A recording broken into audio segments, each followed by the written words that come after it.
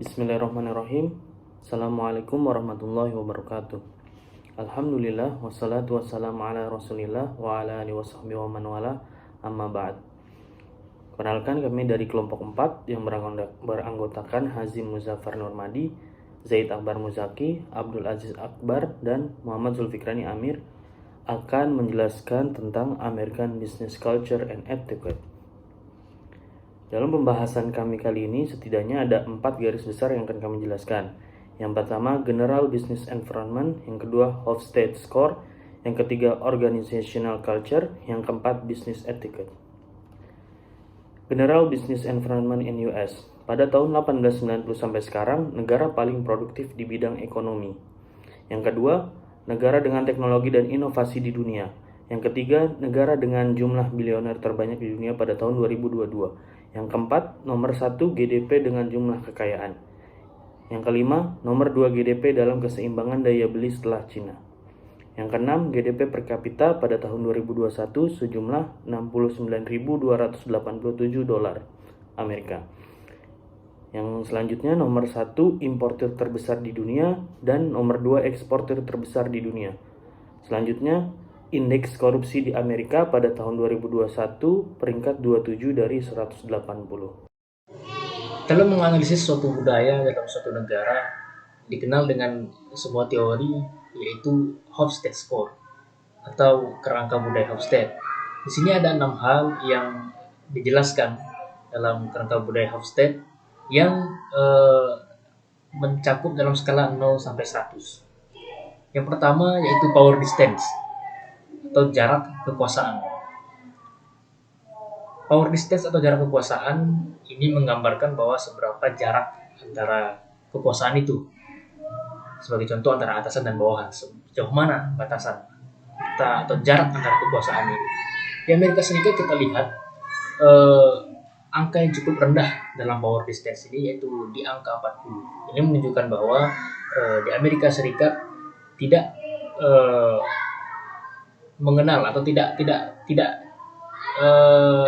diterapkan dalam sistem mereka yang hierarki, yang terlalu mungkin, dan mereka menerapkan sistem egaliter sama kepada bawahan dan atasan mereka.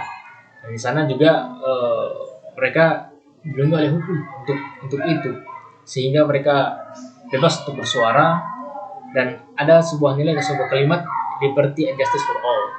Dan ini saya kira menjadi Amerika Serikat yang membawa Amerika Serikat lebih baik dan menjadi negara adidaya pada saat ini. Kemudian yang kedua ada individualisme atau individualisme. Pada poin ini, yaitu individualisme versus kolektivisme, Amerika Serikat menunjukkan angka yang cukup tinggi, yaitu di angka 91. Nah, ini menunjukkan bahwa Amerika Serikat merupakan masyarakat yang individualis. Mereka membuat keputusan sendiri, mereka menunjukkan jalan mereka sendiri, dan ini mungkin tercermin dalam The American Dream, sehingga mereka lebih cenderung untuk bersikap individualis. Kemudian yang ketiga yaitu maskulinitas versus feminitas. Dan di Amerika Serikat kita mendapatkan skor 62. Dan ini menunjukkan bahwa preferensi masyarakat terhadap berprestasi dan gender equality ini cukup tinggi. Dan kita ketahui secara umum bahwa Amerika Serikat sangat menguatkan SDM atau masyarakat mereka untuk memiliki prestasi yang baik dan didukung untuk memiliki prestasi yang unggul, dan untuk mencapai kesuksesan mereka.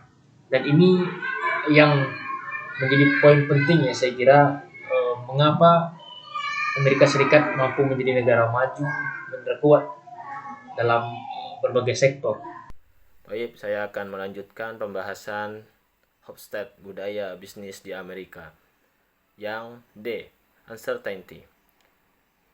Di dalam konteks model budaya Hofstede, yakni uncertainty avoidance atau penghindaran ketidakpastian, adalah dimensi yang mengukur sejauh mana masyarakat atau organisasi cenderung menghindari situasi yang tidak terstruktur, tidak pasti, dan ambiguitas. Untuk Amerika sendiri, uncertainty avoidance ini relatif rendah. Namun ada beberapa ciri yang rendah di Amerika meliputi yang pertama, fleksibilitas dan inovasi. Budaya Hofstede di negara Amerika cenderung lebih terbuka terhadap perubahan dan inovasi, termasuk di pekerjaan, pendidikan, kemudian di organisasi, dan untuk individu sendiri. Mungkin merasa lebih nyaman dalam menghadapi ketidakpastian dan mencoba hal-hal baru. Yang kedua, penerimaan terhadap risiko. Penerimaan terhadap risiko di dalam budaya Amerika atau Hofstede bisnis Amerika, para pelaku bisnis tersebut seringkali lebih bersedia mengambil risiko untuk mencapai tujuan dan kesuksesan. Yang ketiga, pentingnya inisiatif pribadi. Dalam budaya Amerika yang menghindari ketidakpastian rendah, dihargai inisiatif pribadi, kreativitas, dan kemampuan mengelola situasi yang mungkin tidak terduga. Kemudian yang keempat, kewirausahaan. Di budaya Hofstede, masyarakat Amerika dan budaya bisnisnya memberikan nilai tinggi pada semangat kewirausahaan. Pengusaha seringkali dihargai karena keberanian mereka dalam menghadapi ketidakpastian untuk menciptakan sesuatu hal-hal yang baru atau mencari solusi ide-ide baru. Kemudian yang long term orientation adalah dimensi model budaya Amerika yang mengukur sejauh mana masyarakat memiliki orientasi waktu jangka panjang. Kemudian Amerika Serikat cenderung memiliki orientasi waktu yang lebih fokus pada pendekatan jangka pendek dibandingkan dengan orientasi jangka panjang. Ini mencerminkan kecenderungan untuk lebih fokus pada hasil yang dapat dicapai dalam waktu dekat atau segera. Ada beberapa ciri long-term orientation yang rendah di Amerika meliputi yang pertama, pentingnya hasil segera. Di negara Amerika sering menekankan pencapaian hasil secara tepat dan efisiensi. Yang kedua, keserbagunaan dan fleksibilitas. Di dalam organisasi budaya Amerika cenderung lebih fleksibel dan adaptif terhadap perubahan kondisi pasar atau lingkungan bisnis tanpa terlalu fokus pada perencanaan jangka panjang. Yang ketiga, penghargaan pada inovasi saat ini. Inovasi dan kemampuan untuk beradaptasi dengan perubahan mendesak sering dihargai lebih daripada pengorbanan jangka panjang. Kemudian yang F, indulgence. Di dalam budaya Hofstede Amerika, yaitu mengukur sejauh mana masyarakat memperoleh kenikmatan dan kebebasan pribadi dalam kehidupan mereka. Di Amerika cenderung memiliki skor indulgence yang tinggi, mencerminkan kecenderungan masyarakatnya untuk mengejar kenikmatan dan kebebasan pribadi, serta memiliki tingkat toleransi yang tinggi terhadap variasi perilaku dan pendapat dari orang lain. Kemudian ada beberapa ciri indulgence yang tinggi dalam budaya bisnis Amerika, meliputi yang pertama, kreativitas dan inovasi. Budaya Amerika mendorong kreativitas dan inovasi, memberikan kebebasan untuk mengejar ide-ide baru atau solusi baru tanpa ketatnya norma sosial. Yang kedua, fleksibilitas dan adopsi perubahan. Di dalam budaya organisasi Hofstede di Amerika cenderung lebih terbuka terhadap perubahan, menciptakan lingkungan yang memungkinkan eksperimen dan adaptasi. Yang ketiga, pentingnya hiburan dan kenikmatan. Di dalam budaya Hofstede bisnis Amerika sering memasukkan unsur hiburan dan kenikmatan dalam strategi pemasaran dan pengembangan merek. Yang keempat yaitu ragam gaya hidup dan preferensi. Di dalam masyarakat Amerika menghargai ragam gaya hidup dan preferensi, menerima perbedaan dan kebebasan individu untuk membuat pilihan yang sesuai dengan mereka.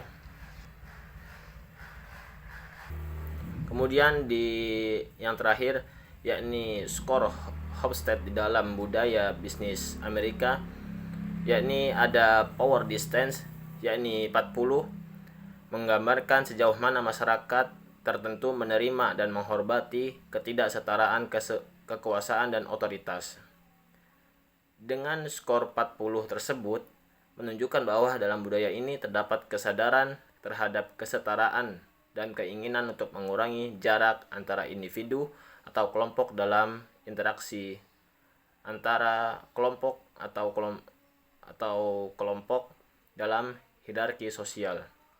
Yang kedua, individualisme, yakni skornya 91, mengacu pada sejauh mana individu di sebuah masyarakat cenderung lebih fokus pada kepentingan diri sendiri daripada kepentingan kelompok. Dalam skor 91 tersebut menunjukkan bahwa sangat individualistik, di mana nilai-nilai kemandiriannya, kebebasan pribadinya, dan pencapaian individu dianggap penting bagi budaya di Amerika. Yang ketiga, masculinity. Skornya 62. Maskulinitas mencerminkan sejauh mana nilai-nilai maskulin seperti keberhasilan, ambisi, dan kekuasaan dihargai dalam budaya Amerika tersebut. Dengan adanya skor 62 ini menunjukkan adanya campuran antara nilai-nilai maskulin dan feminim, di mana pencapaian atau keberhasilan memiliki peran yang penting, tetapi ada juga penekanan pada kerjasama dan perawatan sosial. Kemudian yang keempat, uncertainty avoidance. Skornya 46. Mencerminkan sejauh mana masyarakat merasa tidak nyaman dengan situasi yang tidak terstruktur dan cenderung mencoba menghindari ketidakpastian. Bahwa adanya toleransi di dalam budaya Amerika tersebut terhadap ketidakpastian dan keterbukaan terhadap perubahan serta fleksibilitas dalam menghadapi situasi yang tidak terprediksi. Yang kelima, long term orientation, yakni skornya 26. Orientasi jangka panjang mengacu pada sejauh mana masyarakat cenderung memiliki orientasi jangka panjang dengan fokus pada nilai-nilai tersebut atau nilai-nilai tradisional, investasi masa depan, dan ketekunan. Bahwa skor dengan 26 ini menunjukkan bahwa budaya Amerika cenderung memiliki orientasi yang lebih pendek dengan fokus yang lebih besar pada keberlanjutan jangka pendek dan pemenuhan kebutuhan sekarang. Yang keenam yaitu indulgence, skornya 68, yakni menggambarkan sejauh mana masyarakat budaya Amerika memperbolehkan kenikmatan dan gratifikasi dalam hidup mereka. Bahwa selanjutnya adanya toleransi terhadap kenikmatan dan kepuasan diri, serta adanya penerimaan terhadap ekspresi emosi dan hasrat pribadi. Mungkin akan dilanjut oleh teman saya. Memasuki poin keempat, yaitu budaya organisasi dan etika bisnis. Poin pertama ada negosiasi. Orang Amerika umumnya akan meminta lebih dari apa yang mereka harapkan untuk mendapatkan sesuatu dengan maksimal. Mereka lebih memilih bicara to the point dan menggunakan fakta serta data. Lalu poin kedua ada perjanjian. Orang Amerika cenderung cepat dalam menghadiri perjanjian. Mereka merasa tidak perlu membangun hubungan personal untuk memutuskan kesepakatan karena mereka percaya waktu adalah uang, time is money. Lalu poin ketiga ada memberi sapaan. Mereka menganggap sopan apabila bertemu klien dengan cara berdiri tegap, menjulurkan tangan untuk bersalaman, sambil tersenyum dan menatap wajah orang tersebut. Karyawan cenderung memanggil atasan dengan nama depan karena dianggap lebih sopan dan formal. Lalu poin keempat ada bahasa tubuh. Orang Amerika memiliki budaya non-contact culture, yaitu berdiri tidak terlalu dekat ketika berbicara dan meminimalisir kontak fisik. Poin kelima ada jam kerja. Orang Amerika 20% lebih lama dalam bekerja dibanding orang Eropa karena mereka memiliki kepercayaan time is money. Lalu poin keenam ada komunikasi. Mereka relatif bicara to the point. Bicara soal pendapatan, umur, politik, kepercayaan dianggap tabu. Mereka lebih memilih topik bicara soal hobi, entertainment, dan olahraga. Lalu poin ketujuh ada meeting. Orang Amerika cenderung singkat dalam meeting, yaitu dengan durasi 30-60 menit. Diam menggunakan HP dan laptop ketika meeting dianggap tidak tertarik pada topik pembicaraan. Lalu poin ke-8 ada jajan dan uang tip. Di sana senior cenderung sering mentraktir dan junior tidak akan memesan alkohol kecuali senior yang meminta. Sebuah hal yang biasa di sana memberikan tip kepada pelayan ketika mendapat servis yang bagus. Lalu poin ke-9 ada pakaian. Orang keuangan, akuntansi, akuntan, sales akan berpakaian lebih formal dibanding akademisi, orang media, dan teknisi. Sekian, terima kasih.